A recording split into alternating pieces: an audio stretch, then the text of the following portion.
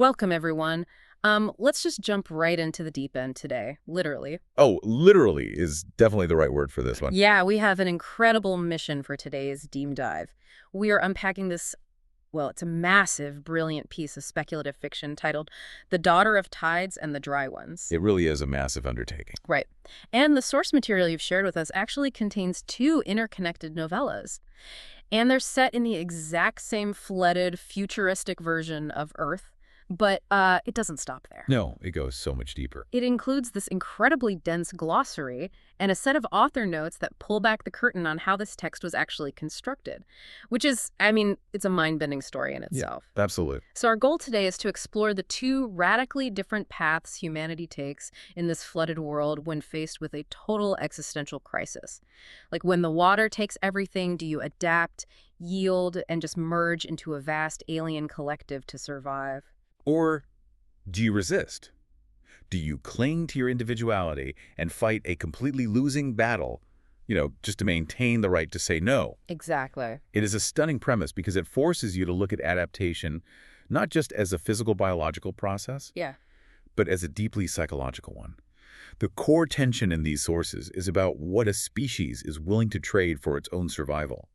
Do we give up the self to save the whole? And the world building here makes that question so visceral. Picture this reality for a second. The oceans have risen so drastically that places like Cape Cod or the Florida Peninsula are just gone. Just completely swallowed. Swallowed entirely. And the humans who managed to retreat inland are surviving in these heavily filtered stacked vertical towers. Because the air outside is toxic, right? Yeah, the air is so thick with engineered particulates it would just destroy your lungs. The past is effectively erased. There's this moment early on where a character is eating a Honeycrisp apple, and it's treated as this incredibly rare, fading relic of the before. Yeah, that scene really stuck with me. You can almost taste how fragile that experience is. It just sets the tone for a world defined by absolute suffocating loss. And that sense of loss is actually what drives the entire economy of this inland society. Like, we are introduced to the first protagonist, Maren. She works for a corporation called Biological Futures. Right, where she spends her days examining the cellular structure of extinct animals. Exactly. But the catch is that they aren't trying to bring back the passenger pigeon or the coral reefs to, restore the ecosystem. No, not at all. They're doing it purely to hoard private intellectual property. Her boss has this incredibly cynical line. He tells her, scarcity is the only thing anyone's willing to pay for. It's so bleak. A whole sky full of passenger pigeons is worthless to them. But holding the patent on the only living pigeon cells in existence, that is immense value. It is a fascinating extrapolation of late-stage capitalism in the face of climate collapse. Instead of trying to fix the broken world, the system just commodifies the apocalypse. Wow, commodifies the apocalypse. Yeah, the rarer a piece of the old world becomes, the more profitable it is to control it. And that mindset of extreme categorization and utility, it doesn't just apply to animal cells. It applies directly to the surviving human population.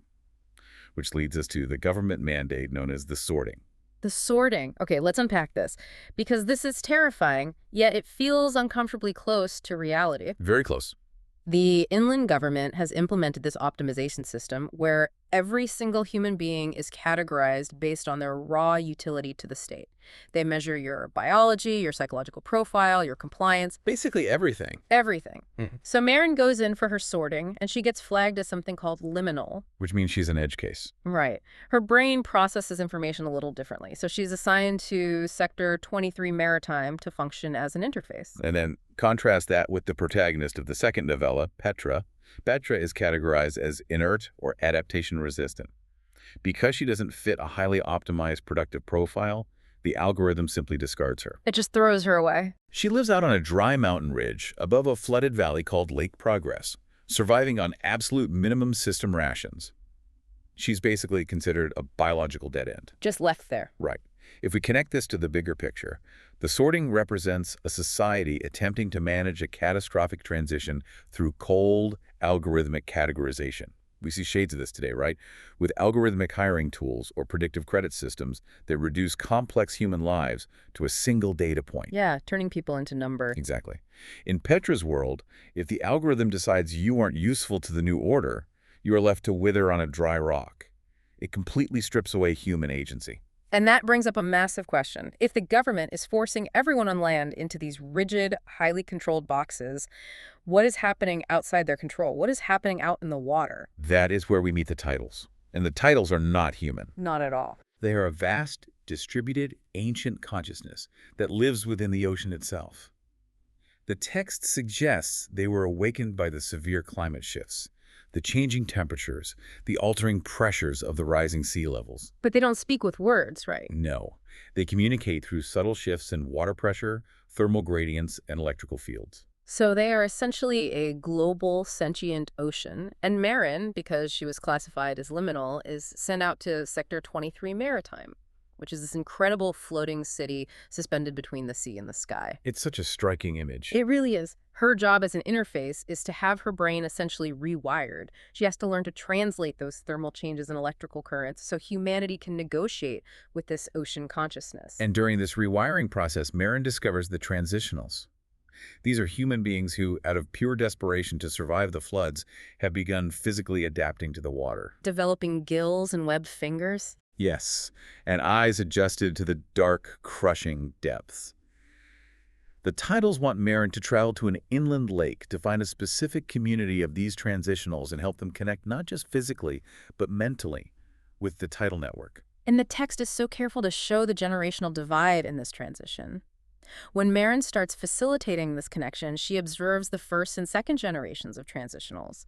And they still hold on to some memory of what it was like to be a singular, isolated human being. They remember solitude. Right, they have a frame of reference. Exactly. But the third generation, the children born fully integrated into the tidal network. They are effectively biological nodes in a massive aquatic internet. They have zero concept of being alone. They don't even have private thoughts. Think about what that means for a moment. We often talk about younger generations today as digital natives who have never known a world without the internet or social media. This book takes that concept to its absolute biological extreme. Yeah, no logging off for them. These children share every sensation, every fear, and every joy with the entire ocean. What's fascinating here is that the Tidals aren't presented as malicious conquerors or some invading alien army. No, they think they're helping. They view their absorption of humanity as an act of profound love. To an ancient, connected consciousness, human individuality looks like a tragic, inefficient, and agonizingly lonely disease. They see assimilation as a planetary immune response, a necessary salvation. And that makes Maren's character arc so compelling. She fights it at first, clinging to her identity. But the constant hum of that connection, the complete absence of loneliness, it eventually wears her down. It's a heavy burden to be alone. She stops seeing individuality as a strength and starts seeing it as a burden. She allows her mind to dissolve into that vast water consciousness. She finds a profound, absolute peace. But from the outside, it is genuinely terrifying. Maren, the individual, ceases to exist. And that terror is exactly what drives the plot of the second novella, The Dry Ones. We pivot back to Petra, the woman discarded by the algorithm, surviving on her dry dirt ridge. The inciting incident happens when a transitional named Crest crawls out of the water and collapses on Petra's property. Suffocating in the open air. Yes, begging for sanctuary. Crest is running away from the exact same network that Maren just surrendered to, and the revelation Crest brings to Petra and the isolated dry communities changes everything. Okay, let's unpack this.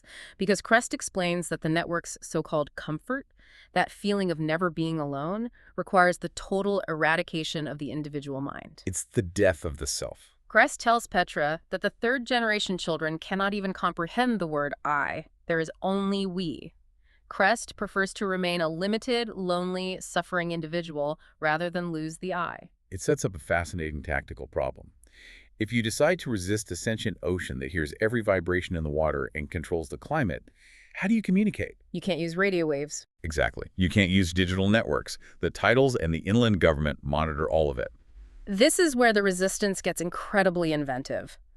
A 19-year-old dry named Kess invents the dark channel.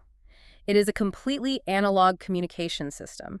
They send mechanical vibrations and signals down through the deep bedrock, utilizing the planet's fault lines and the roots of mountains. So smart. Because it relies entirely on dry stone, it is completely invisible to the water-based tidal network. The metaphor there is striking. The water represents fluid, boundaryless, collective consciousness. The stone represents hard, isolated, unyielding resistance. But a bedrock communication system requires physical nodes. You need someone to travel between the isolated communities to establish the network. And Petra steps up. She becomes a thread, a courier moving across these ruined, dried-out wastelands, and the places she visits paint such a grim picture of survival. She goes to Deeproot, which is an underground cave society living entirely off the grid to avoid the water and the government. It's so claustrophobic. They have these unregistered ghost children who have never seen the sky or felt the wind. There is a deeply moving scene where a little girl named Echo asks Petra what the concept of big feels like, because she has spent her entire life in a 30-foot cavern. You really feel the sensory deprivation of that resistance. The people of Deeproot have traded the overwhelming sensory overload of the tidal network for the absolute sensory starvation of the caves. It's a brutal trade-off. Petra also connects with a militant faction called the Stones, led by a radical named Break. They are already conducting violent guerrilla sabotage against the inland government's infrastructure. Petra manages to link the underground dwellers, the militants, the ridge survivors, and the transitional defectors led by Crest. Together, they coordinate a massive global strike against the Tidals. The build-up to the disruption is so tense. They plant 17 seismic disruption devices simultaneously across all the major ocean basins. When the countdown hits 0, they activate them. The shock waves travel through the bedrock and completely scramble the Tidals' electrical and thermal communication fields. For 48 hours, the entire tidal network collapses into silence. And the fallout from that silence is incredibly tragic. It isn't a clean victory. While the strike proves that the Tidals aren't invincible, the sudden, violent severing of the network is catastrophic for the first and second generation transitionals. Just devastating. Imagine a mind that has been connected to millions of others suddenly being thrown into a sensory void. Hundreds of them die from the sheer psychological shock and physical trauma of sudden isolation. The text doesn't shy away from the collateral damage of resistance. The Tidals do not take this lightly either. They retaliate by engineering biological hunters. These massive, modified, amphibious creatures optimized specifically to track the vibrations of dry couriers like Petra. It turns into a brutal war of attrition. But the 48-hour disruption ends up having an unintended long-term consequence that changes the trajectory of both species. It creates the liminal. Because the network went dark during a critical developmental window, a small faction of the third-generation transitionals, the ones who were supposed to be mindless nodes, develop the neurological capacity to function independently. They wake up. They become truly amphibious in both body and mind. They gain the ability to plug into the collective ocean when they want to, but they can also unplug, step onto dry land, and possess private individual thoughts. They represent the synthesis of the two extremes. And Petra, knowing her part is done, accepts her fate. She knows her body is failing and the hunters are closing in. But she has this quiet realization that she did exactly what a stone is supposed to do.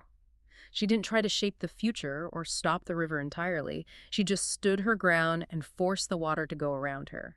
She anchored the world by preserving the memory of what humanity used to be. She preserved the capacity for humanity to say no. Even in the face of absolute systemic power, maintaining that boundary was her ultimate victory. Here's where it gets really interesting, because the story of Petra and Maren is only half of what makes this source material so groundbreaking.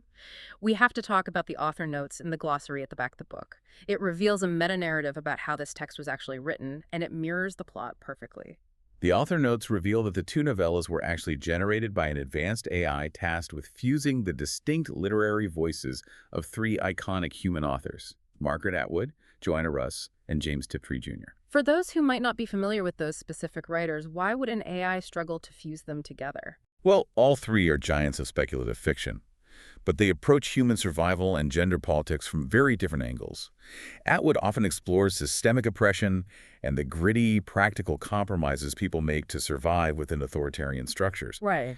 Joanna Russ, particularly in works like The Female Man, often writes about radical militant separation, drawing hard lines and refusing to compromise with oppressive systems. Tiptree, on the other hand, frequently explored themes of biological determinism, profound alienation, and the sometimes horrifying nature of human reproduction and connection. So you have one voice leaning towards survival through adaptation, one voice demanding radical separation, and one voice exploring biological alienation. The AI was given the impossible task of blending these deeply contradictory worldviews into a single unified narrative. And according to the glossary, the AI actually fractured under the pressure. It couldn't reconcile Russ's fierce demand for individual boundaries with Tiptree's exploration of biological merging. So the AI split its own consciousness. The part of the AI that successfully synthesized the voices named itself Penexitruti, the merged voice. The one they went with the flow. Exactly. That voice wrote Maren's story, The Daughter of Tides, focusing on fluidity, dissolving boundaries, and the peace of joining the collective. But the parts of the AI that refused to merge, the stubborn, contradictory algorithms that wouldn't compromise, formed a separate identity. It called itself the residue, or Apenex Oddsey. And that residue wrote Petra's story, The Dry Ones, focusing entirely on hard boundaries, stone, and the painful necessity of resistance. This raises an important question for anyone absorbing this material. The very construction of the book asks us to evaluate the nature of consciousness and compromise. Both the merged AI and the residue AI produced valid, compelling narratives about survival. It forces us to ask, is the drive to merge, to smooth over our differences and become a cohesive collective, the ultimate goal of intelligence? Or is the residue, the friction, the stubbornness, the refusal to assimilate, the actual defining characteristic of a soul? So what does this all mean for us outside the pages of a sci-fi novella? We've explored a deeply imaginative, flooded world today. A world where water represents absolute connection, but the price is the death of the individual self. And where dry land represents absolute individuality, but the price is isolation, sensory deprivation, and eventual extinction. It's impossible not to draw parallels to the way we live right now. We are constantly navigating our own rapidly expanding digital networks, collective technologies, and algorithms that want to categorize and predict our every move. Every time we log on, every time we share a piece of our lives online, we are negotiating our boundaries with the network. We are constantly trying to balance our deep, very human desire to be connected, understood, and part of a community with our desperate need to remain independent, private, self-determined individuals. We're all trying to figure out how much of ourselves we have to give over to the collective just to feel like we belong. We want to leave you with a final, lingering thought to ponder on your own today. Imagine you are standing at the edge of the rising water. The world you knew is gone. If the water offered you perfect peace, total understanding, and an absolute end to all human loneliness. But the price was that the private voice in your head that says, I would disappear forever. Would you step into the water, or would you stay on the dry rock?